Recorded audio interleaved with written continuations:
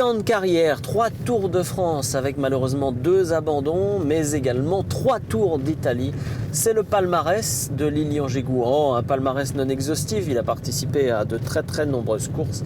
Il est cette semaine dans Sans Détour puisqu'il est aujourd'hui Herbretais. C'est d'ailleurs là qu'il nous a donné rendez-vous aux Herbiers, devant la gare. La gare aujourd'hui, elle n'est pas désinfectée, hein. Attention, hein. Il n'y a pas parce qu'il n'y a plus de train de la SNCF qu'elle ne sert plus. C'est le petit train de Mortagne, vous savez, le chemin de fer de la Vendée, qui s'arrête ici le temps de quelques minutes.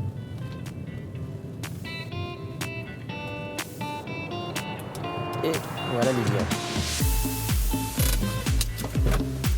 Lilian, bonjour.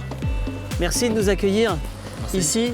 Aux Herbiers. Pourquoi vous avez choisi la gare des Herbiers? C'est pas spécialement la gare, c'est plus l'avenue qui est juste devant, qui fait office d'arrivée de chronométration, et c'est là où j'ai arrêté et fini ma carrière. D'accord.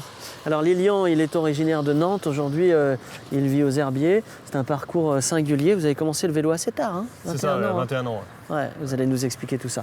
On va monter dans la voiture, on va aller se promener un tout petit peu du côté du Puy du Fou, et puis on reviendra ici puisque cette côte est si importante pour Lilian. On y va. Hop.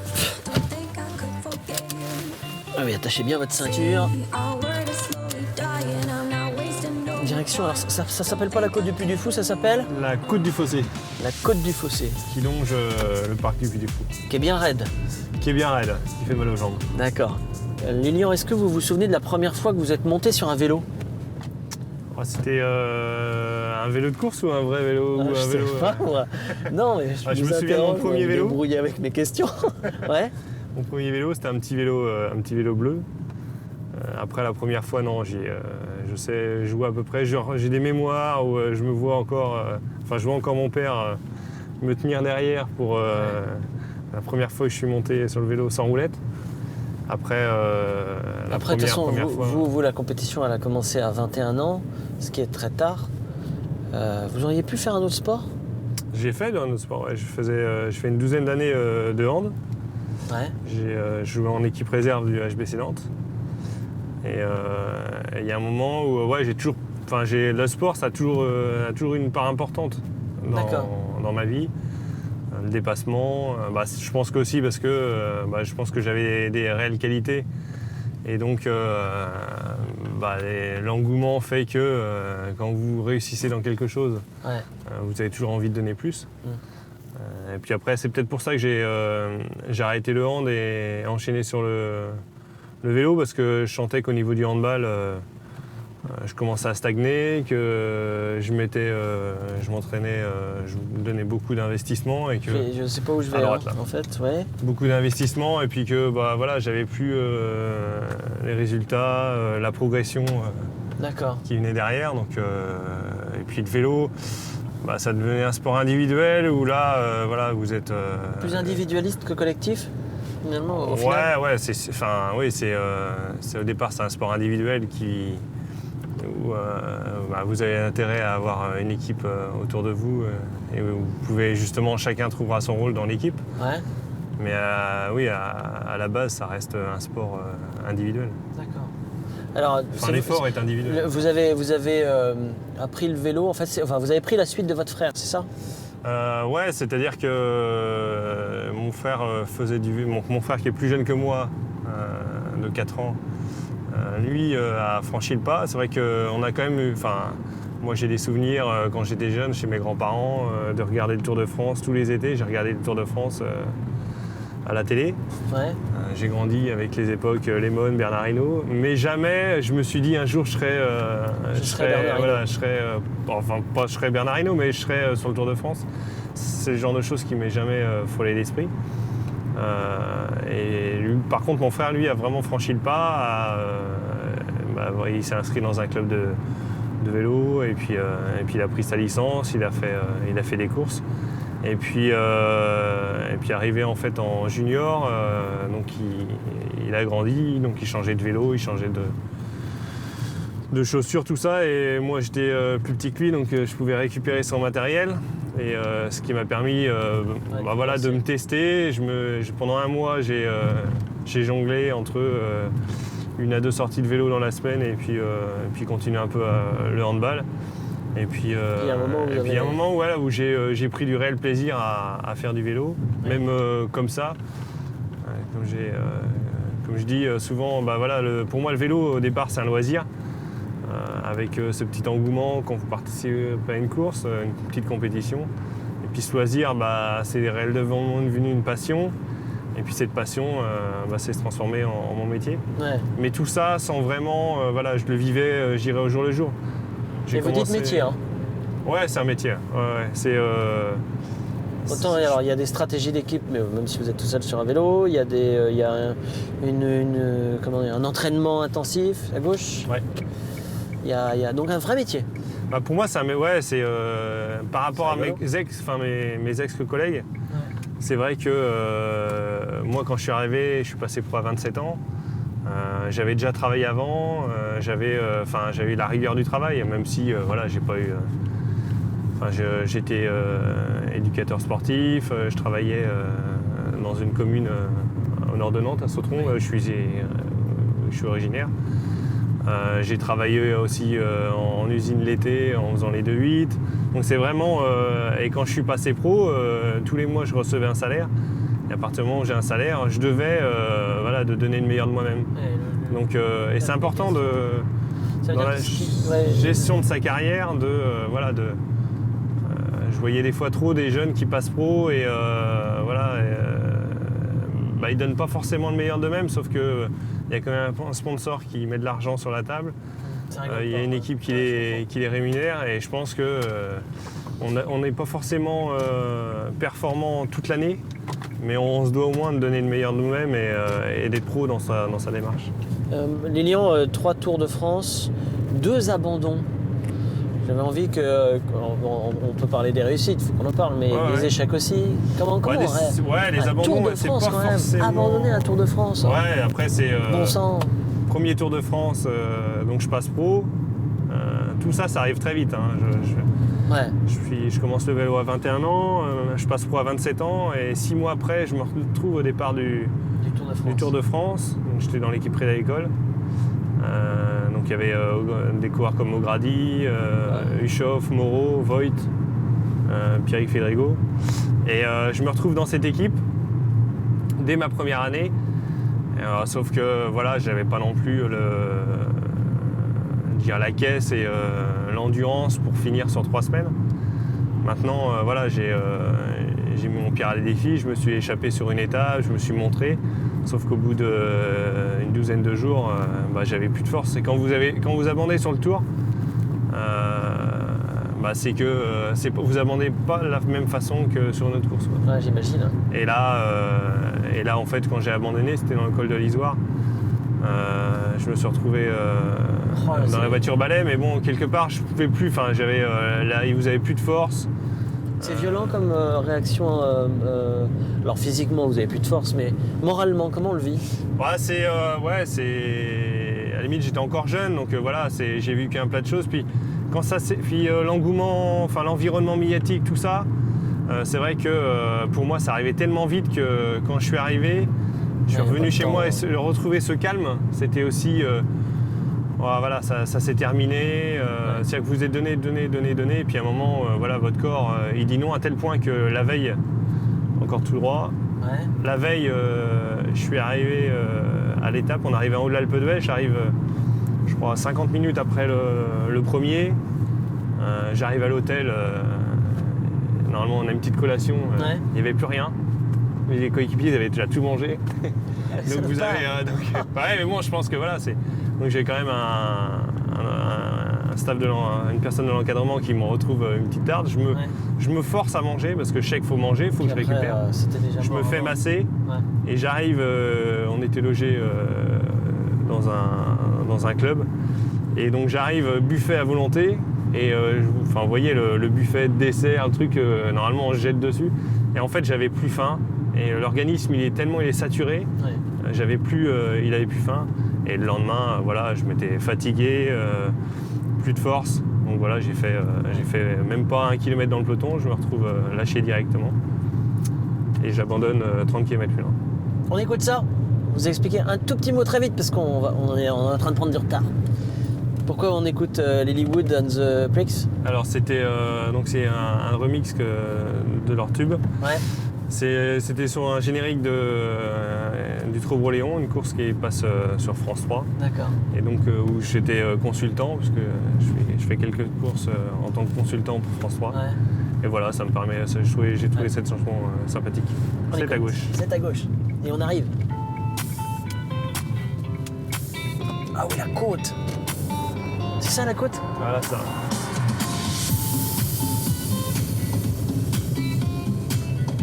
Oh. Ça se fait en vélo, ça. Ah, ça fait mal.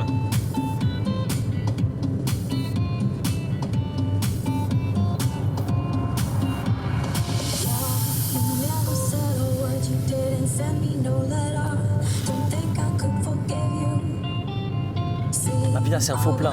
Alors, en fait, ouais, ça n'en finit pas, c'est toujours en faux plat. La vache. 700-800 mètres.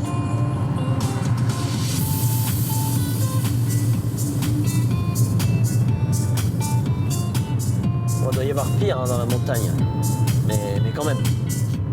En fait, plus les efforts sont courts, plus ils sont violents. C'est vrai. C'est-à-dire qu'un col, voilà, ça dure 40 minutes, 1 heure. Mais là, comme c'est court, on est obligé de s'accrocher. Ah. Et on est obligé de rester dans le peloton. Et c'est là où on peut faire la différence sur des efforts courts comme ça, intrinsèquement. C'est là qu'on peut faire la différence sur certains coureurs, surtout les punchers. On s'arrête où? Voilà, où Allez. On s'arrête là.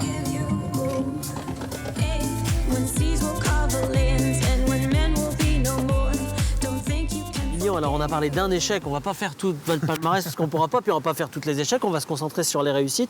Les réussites principales, c'est quoi? Les principales courses que vous avez gagnées? gagner, j'en ai pas gagné beaucoup, j'ai dû avoir une 8 Non, mais victoires. vos plus beaux palmarès, quoi. Après, 8 victoires, c'est après déjà pas j'étais mal. toujours polyvalent, toujours présent, toujours dans les. Donc du coup sur les Coupes de France, notamment au classement général, je fais une fois 2e, une fois 5e. Donc ce qui montre, c'est que j'étais régulier sur toute une saison. Ouais. C'est vrai que c'était ma force. J'avais pas forcément gagné, mais au moins les top 10. J'étais toujours présent à l'avant de la course. Des fois, il me manquait un peu la petite réussite pour pouvoir accrocher plus de victoires. Maintenant, on pouvait compter sur moi dans le final. Et donc ça me permettait d'être un bon équipier. Ouais. J'étais capable d'enchaîner un Tour d'Italie et un Tour de France dans la même saison. C'était aussi, voilà, c'est pas rien de faire 2 grands tours dans une même année. Donc voilà, c'est ma force. C'est ça votre signe de votre fierté, c'est votre régularité, c'est le fait d'avoir été au plus haut niveau, mais régulier dans les résultats. Ouais, après, même si c'était pas. On parlait de métier tout à l'heure. C'est vrai que quand vous êtes coureur cycliste, voilà, on vous demande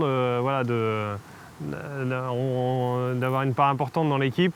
Ouais. De bien faire votre boulot, et mon boulot c'était pas forcément de gagner, mais c'était plus d'aider mes leaders. C'était travailler pour eux, c'était c'était un peu ma caractéristique, c'était ça. Et après, quand j'avais mes cartes personnelles, moi j'ai réussi à avoir quelques victoires. Parce qu'en fait, vous le savez sans doute si vous êtes spécialisé cycliste, c'est pas mon cas, mais quand on fait du vélo, c'est d'abord un sport individuel, mais c'est aussi une équipe avec des stratégies d'équipe, avec des équipiers qui vous aident, c'est comme ça que ça se passe. On se met dans la roue, on essaye de faire en sorte que l'autre gagne, on l'emmène avec soi, etc., etc. Il y a vraiment tout un travail qui est fait. Et donc du coup, le bon équipier, c'est celui qui est là au bon moment pour pouvoir aider son leader. Pour pouvoir emmener le leader. Alors, on est ici sur la côte des Fossés. Regardez bien cette côte, vous la voyez, elle est très impressionnante. En haut, c'est le Puy du Fou, là-bas, c'est les Herbiers. Pourquoi vous nous emmenez ici? Parce que c'est difficile, parce que c'est... Ouais, parce que c'est difficile et parce que quand j'ai emménagé aux Herbiers, donc il y a maintenant 3 ans, c'est vrai que pour moi, les Herbiers, c'était le Puy du Fou. Et le Puy du Fou, pour moi, j'y connaissais que cette côte-là. Où on arrive en haut au parc du Puy du Fou. Et tellement je connaissais que cette côte-là, c'est que quand je suis arrivé pour visiter le Puy du Fou, c'est là que je me suis rendu compte où était le parc par rapport à la bosse. Alors quand vous êtes en course, vous passez à côté, mais vous n'avez pas le temps de regarder tout ce qui se passe. Bien sûr.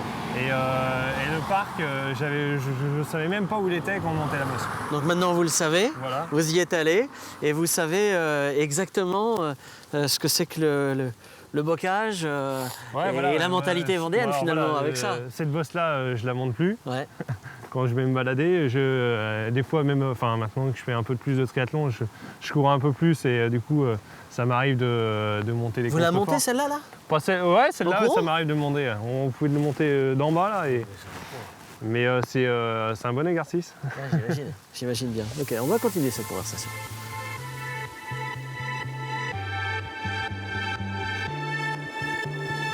Yeah, you never said a word, you didn't send me no letter. Don't think I could forgive you. See, our word is slowly dying, I'm not wasting no more time. Don't think I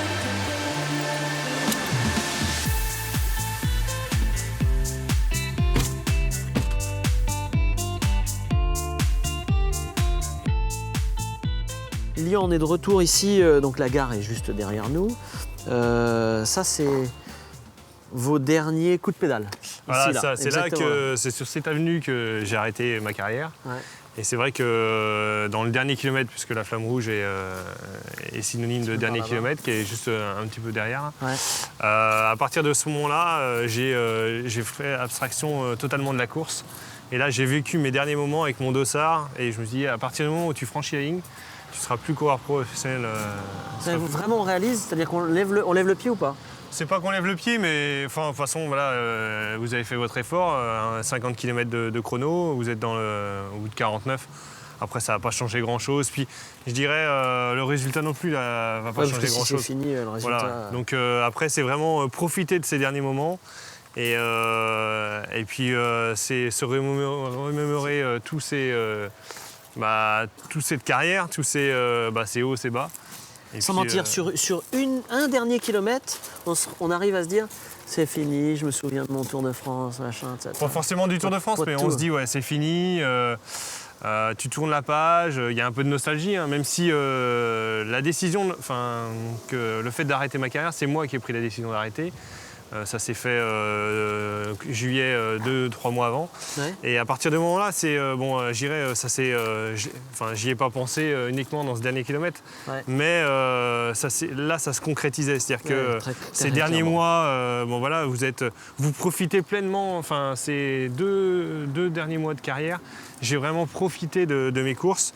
Je me suis dit, de toute façon, tu n'as rien à perdre, profite du moment. J'ai savouré mes derniers dossards que j'accrochais, j'ai savouré mon dernier ravito que je mettais dans mes poches. Tout ça, j'ai vraiment pris du plaisir parce que je pense que c'est un peu quand vous arrivez en retraite, que vous avez pas loin de la soixantaine, vous arrivez, c'est pareil. C'est pareil. Sauf que derrière, il y a quand même une vie parce que je suis encore jeune, donc il y a quand même une vie qui se renchaîne. Mais quelque part, ouais, c'est une carrière qui s'arrête. Alors c'est une vie qui s'achève. Est-ce qu'aujourd'hui, la compétition vous manque et le goût de l'effort vous manque? Alors aujourd'hui, ça bonne fatigue, ça le manque truc et qui je dirais, m'épuise. Disons que je continue à pratiquer. C'est-à-dire qu'aujourd'hui, je fais quelques cyclosportives. Je me suis mis au triathlon. Quand même. Je me suis mis au triathlon parce que voilà, j'ai toujours... On ne peut pas s'empêcher, on a toujours le goût de l'effort. Moi, j'ai toujours le goût de l'effort. C'est-à-dire que, comme je dis, j'accroche à peu près une dizaine de dossards dans l'année. Bon, Ouais. c'est du plaisir, hein. Il n'y a plus de contraintes. J'ai fait abstraction de toutes les contraintes. Ouais. Et justement, c'est sur des efforts qui sont... J'essaie d'avoir des efforts qui sont assez longs. Pour justement, je fais 10 courses dans l'année. Faut que j'ai mal aux jambes. C'est un besoin physiologique. Ouais, c'est un besoin. C'est un besoin aussi. Ces courses-là, ça me permet aussi de me motiver à continuer à m'entretenir. C'est un passage de ma vie.